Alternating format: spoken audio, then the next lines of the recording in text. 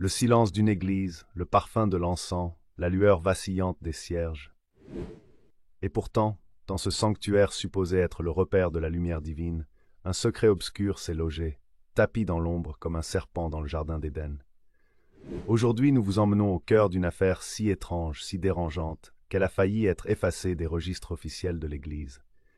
Une affaire qui mêle foi, pacte occulte, exorcisme déviant, et surtout, un homme, un prêtre, un nom murmuré à voix basse dans les couloirs vides des séminaires anciens, Père Mancini. Qui était-il vraiment, saint ou imposteur, élu ou damné? Ce que nous allons vous raconter est tiré de documents confidentiels, de témoignages étouffés et d'archives qui n'auraient jamais dû ressortir à la lumière du jour.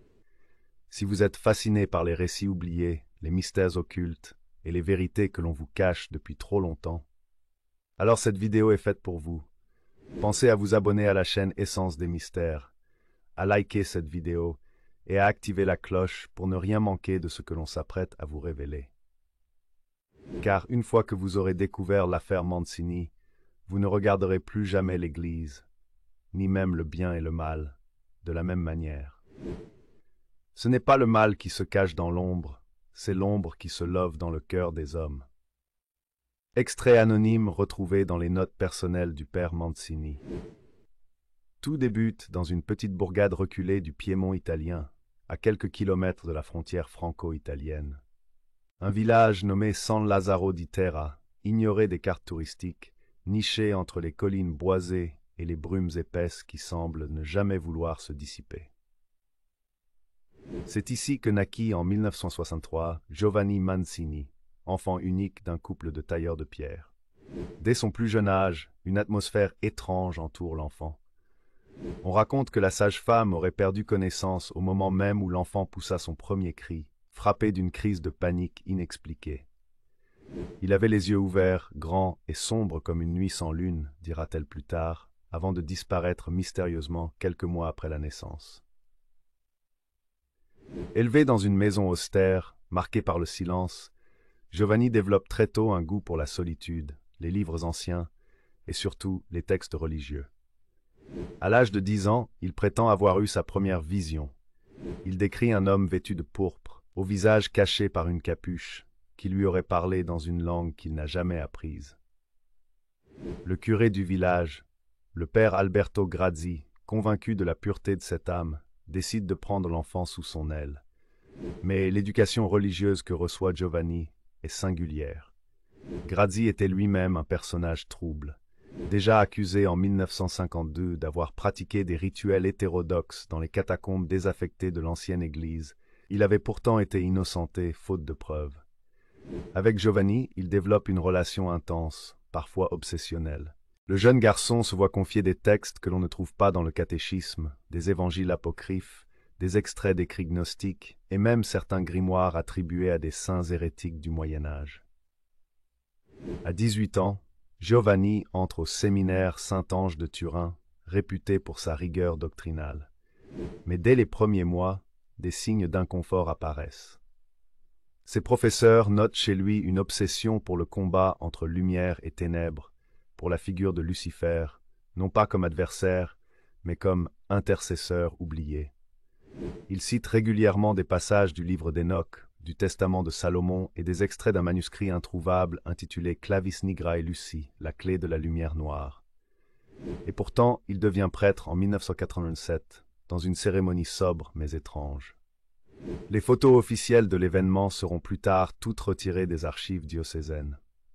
À l'époque, personne ne comprend pourquoi. Aujourd'hui encore, une seule photo subsiste, retrouvée par un journaliste dans les affaires d'un moine mort subitement. On y voit Giovanni, tête légèrement inclinée, un sourire énigmatique aux lèvres, et dans le fond à peine perceptible, une silhouette trouble, comme une ombre dressée derrière lui, sans source de lumière pour la projeter. La première affectation du père Mancini fut une petite paroisse oubliée dans les Alpes-Maritimes italiennes, Santa Maria del Velo, un nom poétique mais qui cache un passé lourd. L'église, bâtie au IIIe siècle sur les ruines d'un ancien temple romain dédié à Hécate, avait été fermée plusieurs fois pour des faits inexpliqués. Mort suspecte de curés, apparition de stigmates inversés, rumeurs d'échos nocturnes récitant des prières à l'envers. L'évêché, pourtant au courant de ses antécédents, envoie Mancini là-bas, officiellement pour rebâtir la foi dans une communauté sinistrée. Officieusement, certains affirment que les supérieurs n'osaient pas l'affecter à une ville trop visible. Mais loin d'y voir une punition, Mancini semble s'épanouir. Il transforme l'Église. Il y introduit de nouveaux rituels, proches de la liturgie, mais modifiés. Des messes à minuit lors de la nouvelle lune, des encens d'origine inconnue, des sermons qui parlent d'une lumière cachée dans les ténèbres. Les villageois, d'abord sceptiques, sont peu à peu captivés. Ils affluent, parfois de loin, attirés par quelque chose d'indescriptible. Des guérisons inexpliquées sont rapportées. Des songes communs sont vécus par plusieurs fidèles. On commence à parler de lui comme d'un éveillé. Mais en coulisses, certains commencent à s'inquiéter. L'ancien sacristain Marco Delvano confiera plus tard dans un témoignage enregistré, il disait que le diable n'était pas notre ennemi, mais notre épreuve, qu'il fallait l'affronter en face, lui parler, apprendre de lui. Une nuit, je l'ai vu prier, mais ce n'était pas en latin, c'était en quelque chose de plus ancien, plus guttural, et les bougies, toutes, s'étaient éteintes d'un coup. Marco mourra 2 semaines plus tard.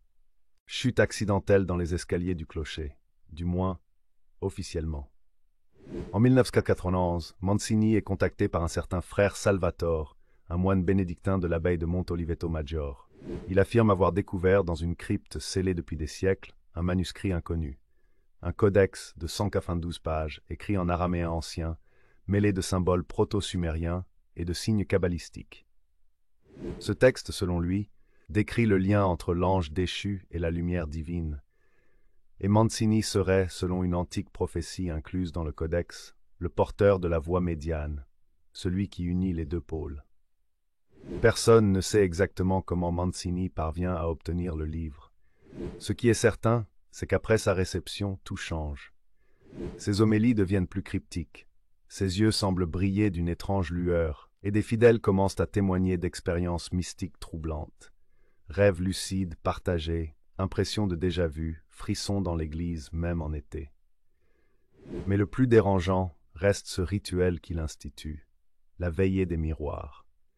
Une fois par mois, il invite des fidèles triés sur le volet à passer la nuit dans la nef, chacun face à un miroir noirci à l'obsidienne, éclairé uniquement par une bougie. Il leur demande de fixer leurs reflets, de prier en silence et d'écrire ce qu'ils ont vu. Plusieurs témoignent d'avoir vu des visages autres que le leur, des figures sans yeux, ou même le père Mancini, souriant, les observant depuis le reflet alors qu'il était physiquement derrière eux. Certains ressortent transformés, d'autres sombrent dans la folie. Un jeune homme est interné après avoir tenté de se crever les yeux, affirmant « Je ne veux plus voir ce qu'il m'a montré ». C'est à ce moment précis que l'Église commence à s'agiter. Une lettre, envoyée en urgence par un archevêque italien, atterrit sur le bureau de la Congrégation pour la doctrine de la foi. Elle contient une série de documents, des transcriptions de sermons du père Mancini, des témoignages anonymes, et surtout, une vidéo tournée en cachette durant l'une des veillées. On y entend une phrase troublante, prononcée à voix basse par Mancini. « Ce que vous appelez l'enfer est un miroir que vous refusez de traverser. Mais moi j'y ai marché, et j'ai ramené la lumière. » Une enquête est ouverte, discrète, loin des regards. 2 envoyés du Vatican sont dépêchés sur place. Mais après seulement 3 jours, ils quittent le village. Aucun rapport n'est rédigé. Quelques semaines plus tard, l'un des 2 meurt dans un accident de voiture, l'autre entre en retraite spirituelle dans un monastère silencieux, sans plus jamais parler. Le dossier Mancini est alors classé dans une section spéciale de la Bibliothèque Vaticane, celle des cas non résolus, Ordo Tenebris. Mais pour Mancini, tout ne fait que commencer. Nous sommes en 1984. Le climat à Santa Maria del Velo est devenu irrespirable. Il ne s'agit pas d'une simple atmosphère. Quelque chose d'invisible pèse. Les animaux refusent d'entrer dans l'église. Certains fidèles s'évanouissent à la simple évocation du nom du prêtre. D'autres, pourtant, jurent avoir vu des choses extraordinaires. Guérison de maladies terminales, expériences de renaissance spirituelle, rêves prophétiques. Le père Mancini devient pour eux plus qu'un prêtre. un initiateur, un guide vers la lumière cachée dans les ténèbres. Ce que beaucoup ignorent, c'est que le cœur de son enseignement repose désormais sur un texte dont personne, officiellement, ne connaît la provenance, le Codex Nigra Lucis, ou clé de la lumière noire. Dans ce grimoire, selon des fragments que des chercheurs indépendants réussiront à obtenir bien plus tard, il est question d'une entité appelée Nabar-Zal, l'ange de l'entremonde, rejeté par Dieu, mais non tombé pour autant. Une créature d'ambiguïté, maîtresse des reflets, des passages, des pactes d'échange. Le codex stipule « Nul ne peut entrer dans la pleine lumière sans d'abord traverser l'ombre dans le silence du cœur ». Et c'est ce silence que va progressivement imposer Mancini. Il interdit les confessions, il supprime les chants, il exige que les messes se déroulent sans parole, en contemplation face à une lumière noire, une flamme bleutée, allumée à l'aide d'un encens très particulier, qu'il nomme Ketesh Azir, dont l'odeur rappelle à certains le soufre, à d'autres l'ambre, et pour quelques-uns, leur propre enfance, comme une mémoire olfactive éveillée de manière surnaturelle. Les témoignages de phénomènes inexpliqués se multiplient, et ce qui est frappant, c'est la cohérence de ces récits, recueillis de manière séparée. Des villageois racontent avoir vu certaines nuits des processions silencieuses de silhouettes encapuchonnées traverser les bois derrière l'église. Aucun son, aucun mot, juste cette odeur d'encens particulier et ces lueurs bleuâtres qui dansaient entre les arbres. On les appellera les visiteurs de minuit. Lorsqu'un photographe amateur tente de les suivre pour les capturer, il disparaît pendant 2 jours. À son retour, il ne parle plus. Il sera interné. Ses pellicules, elles, sont brûlées par sa sœur, horrifiée après les avoir vues. Des enfants affirment que dans l'église, désormais, les statues clignent des yeux. Une fillette dira à ses parents que la Vierge lui a parlé, mais que ce n'était pas Marie. Elle avait le visage recouvert d'un voile noir. Elle m'a dit que j'étais né 2 fois et que Mancini m'attendait. La situation inquiète suffisamment pour que le père Francesco Neri, un ancien exorciste du diocèse de Gênes, soit envoyé en mission secrète. Il se rend au village en civil sans prévenir Mancini et assiste à une messe. Voici ce qu'il note dans son journal personnel retrouvé après sa mort. Ce que j'ai vu n'était pas une messe. C'était un appel. Pas au démon, non. À quelque chose de plus vieux. Quelque chose qui nous précède. Je n'ai pas vu de possession. J'ai vu de la révélation. Et c'est plus dangereux. Neri ne rédigera aucun rapport. Il mourra 6 mois plus tard d'un AVC massif. La veille de sa mort, il aurait murmuré à l'infirmière de garde « C'est lui, Mancini ». Il ouvre la porte et ce n'est pas Dieu qui l'attend. À partir de 1996, des documents confidentiels fuitent sur l'existence d'un pacte rituel effectué par Mancini. Des lettres codées, des copies de pages extraites du codex et un fragment d'une incantation en sumérien tardif sont retrouvés dans les ruines d'une chapelle qu'il fréquentait souvent. Le texte parle de voix offertes à l'auditeur du miroir et de pacte du silence réciproque jusqu'à l'heure de la fusion. Plus troublant encore, dans l'une de ses rares confessions à un moine trappiste de l'abbaye de Novalesa, Mancini aurait prononcé cette phrase « Le mal ne vient pas de l'extérieur, il est notre frère jumeau. J'ai regardé dans le miroir et j'ai vu son visage. C'était le mien. » Ce pacte ne serait pas une simple invocation démoniaque. Il ne s'agirait pas d'un pacte faustien ordinaire. Ce que Mancini cherchait, c'était une fusion des contraires, un dépassement du bien et du mal, une initiation ultime, permettant à l'âme d'unir en elle toutes les strates de l'existence. Et c'est là que les signes de transformation physique apparaissent. Certains fidèles racontent que le prêtre ne vieillissait plus, que ses yeux semblaient refléter parfois d'autres couleurs. Une femme affirme l'avoir vu marcher sans laisser de traces dans la neige. Une autre rapporte qu'en le touchant, elle a entendu une voix dans sa tête, qui n'était pas la sienne. En 1988, le Vatican reçoit une lettre étrange, signée par un collectif nommé Cercle du Silence. Il s'agit d'un groupe de prêtres, théologiens et exorcistes, ayant tous enquêté à divers niveaux sur Mancini. Ils demandent sa mise au ban immédiate et affirment qu'il ne doit plus dire de messe ni approcher de fidèles. La lettre contient cette mise en garde. Il ne pactise pas avec un démon. Il fusionne avec une conscience, et cette conscience veut entrer dans l'Église par le miroir qu'il lui tend. Le Vatican ignore cette lettre. trop de pression, trop de flou, aucune preuve tangible. Et puis, il faut bien l'avouer, certains au sommet sont fascinés par Mancini. Ils voient en lui un mystique, un être hors norme. Des copies de ses sermons circulent en interne. Des évêques les lisent en secret. Certains y voient une sagesse cachée, presque prégnostique, un souffle d'une autre ère. Mais le cercle ne s'arrête pas là. Un soir, 2 de ses membres infiltrent l'église de Santa Maria del Velo pour y effectuer un rituel de purge. Ce qu'ils trouvent les glace. L'autel a été retourné, gravé de symboles en alphabet malachim. Sous les dalles, un compartiment secret renferme plusieurs objets. Un crâne d'enfant portant une rune en argent sur le front. 3 fioles d'un liquide noir que la lumière ne semble pas traverser. Un miroir parfaitement poli, sans reflet.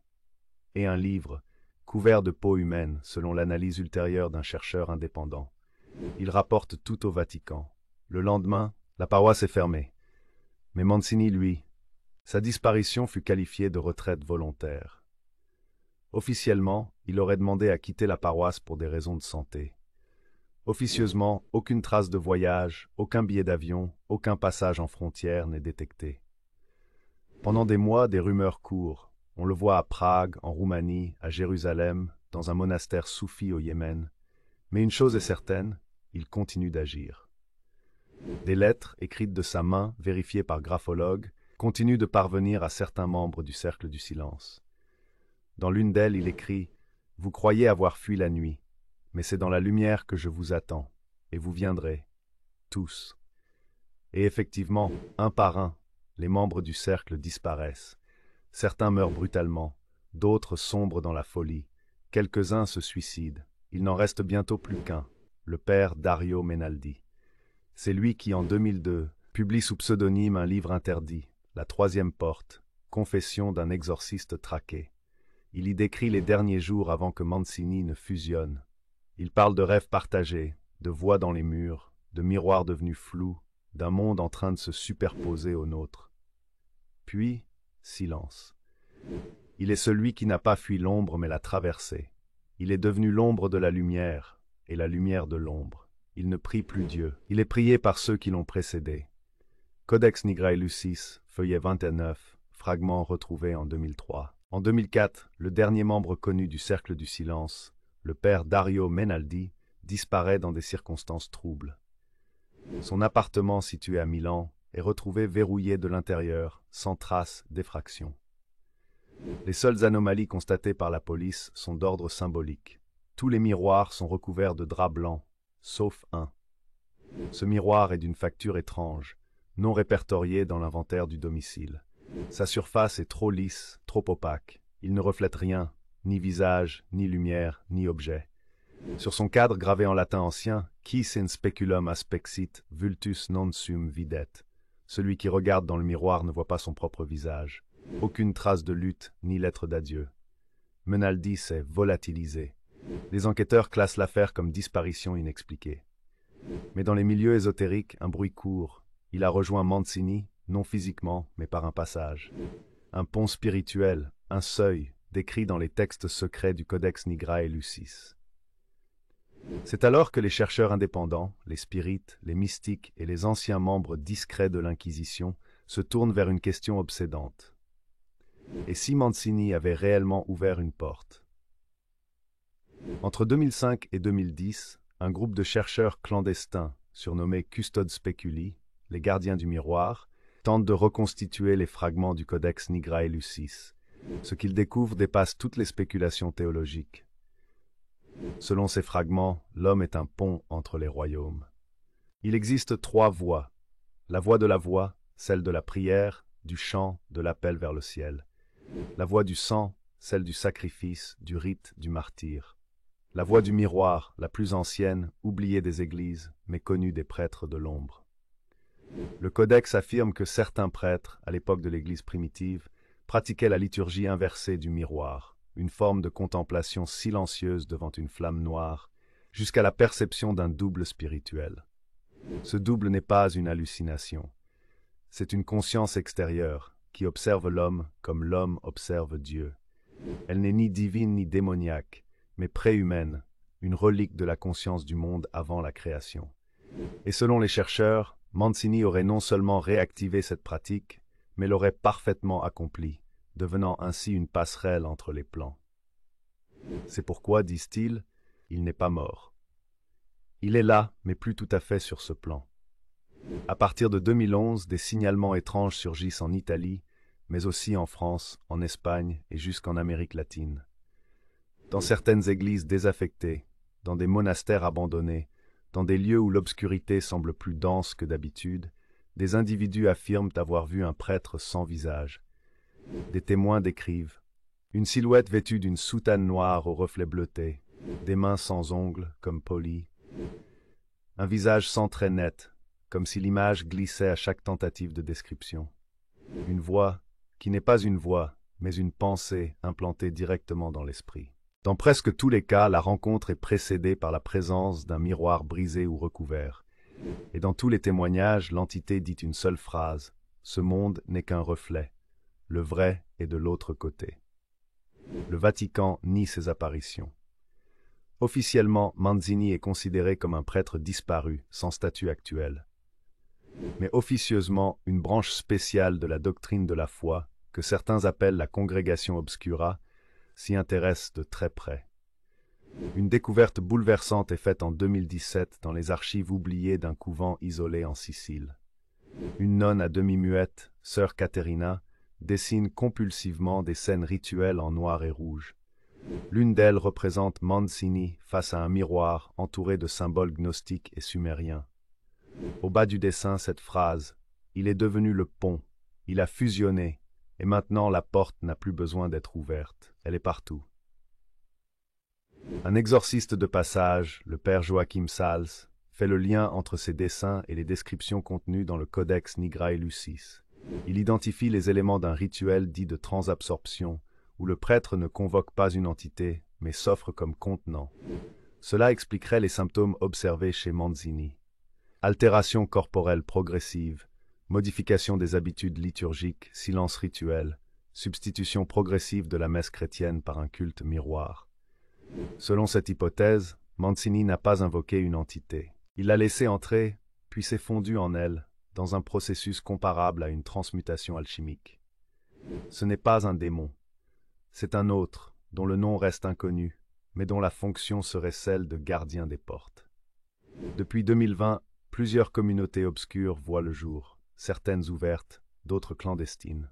On les appelle les porteurs de miroirs, les silencieux du reflet, les enfants de Nabarzal. Tous se réfèrent à Mancini, non comme un prêtre, mais comme un intercesseur entre les mondes.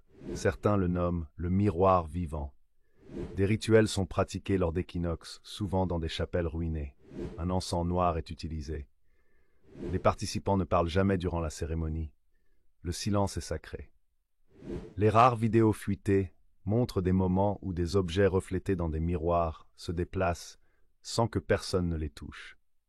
Mais surtout, certains affirment qu'ils voient Mancini dans leurs rêves, les guidant à travers des couloirs d'ombre et de lumière, leur montrant comment mourir et renaître sans quitter leur corps. Un survivant d'une de ces cérémonies, un ancien théologien reconverti à l'hermétisme, a cette phrase glaçante : « Le Christ est le chemin, Mancini est le seuil. » En 2023, une vidéo non vérifiée circule sur le Darknet. Elle montre une église abandonnée, filmée de nuit. Une flamme bleutée y brûle seule devant un autel. Face à elle, un miroir. Dans le reflet, un homme en soutane, aux traits flous. Il parle, mais sa bouche ne bouge pas. Pourtant, tous ceux qui regardent la vidéo entendent une voix, dans leur langue, dans leur esprit. « Je suis encore ici. Je suis dans vos reflets. Je suis dans vos silences. Quand vous me craindrez, il sera trop tard. » La vidéo est rapidement supprimée de tous les canaux. Mais une copie circule toujours sous le nom Mancini 3 Portal.mkv. Merci à vous d'avoir tenu jusqu'au bout de cette plongée vertigineuse dans les méandres de l'affaire Mancini. Si vous êtes encore là, c'est sans doute que quelque chose vous a parlé au fond. Un frisson, une question, une sensation étrange. C'est que peut-être, comme nous, vous sentez que certains mystères refusent d'être enfermés dans des dogmes, et que la vérité, parfois, ne brille pas dans la lumière, mais murmure dans l'ombre. Ici, sur Essence des mystères, nous ne prétendons pas tout savoir. Nous cherchons, nous explorons, nous soulevons les voiles. Et si vous êtes des nôtres, alors sachez que chaque vue, chaque like, chaque commentaire, chaque abonnement est une lumière que vous allumez sur notre chemin commun vers l'inconnu. Merci de faire partie de cette aventure. Merci de ne pas détourner le regard. Merci de croire encore que certaines portes méritent d'être ouvertes, même si ce qu'on y trouve nous transforme à jamais. Si ce récit vous a captivé, n'oubliez pas de liker, de vous abonner à la chaîne Essence des Mystères et d'activer la cloche pour ne rater aucun des prochains épisodes. D'autres histoires tout aussi troublantes arrivent très bientôt.